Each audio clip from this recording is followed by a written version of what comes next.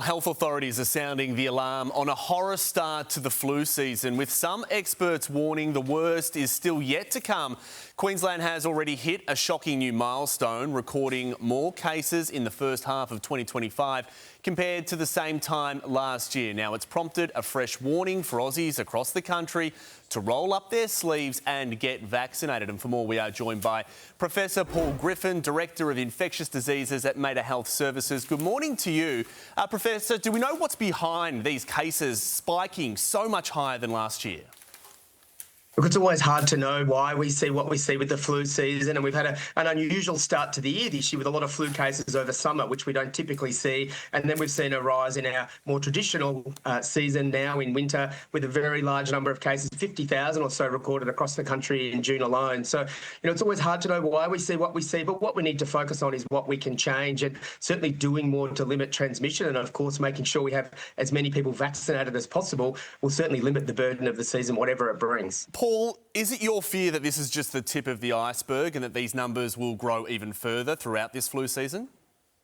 Oh, absolutely. This is the time of year where our cases traditionally take off. So we're coming from a fairly high starting point and seeing cases rise quickly. And we know we're probably only finding a very small proportion of the real number of cases that are out there. We've got lots of cases and, of course, lots of people unfortunately ending up in hospital. We're still seeing a lot of COVID as well. So we certainly need people to take the flu seriously right now and make sure they take steps to protect themselves and everyone around them. How concerned are you right now that these vaccination rates are declining really across all age groups? Look, it's a huge concern. In our highest risk groups, so young children under 5, around 20% vaccinated, and the older adults over 65 who represent a very large burden of those people who get really sick from the flu, we still haven't got 60% of them vaccinated. That's nowhere near where we need to be. And as I mentioned, no matter what the season brings, that means the consequences in terms of hospitalisations, morbidity, mortality are going to be far higher than they would otherwise be. And it's certainly not too late to get those vaccines now. Even if you've had the flu, there's 4 types of flu you get protection from in those vaccines, so it's still certainly worth getting. So I'd encourage people to really do that right away. Yeah, right. OK, and what are your other tips for beating the flu this year?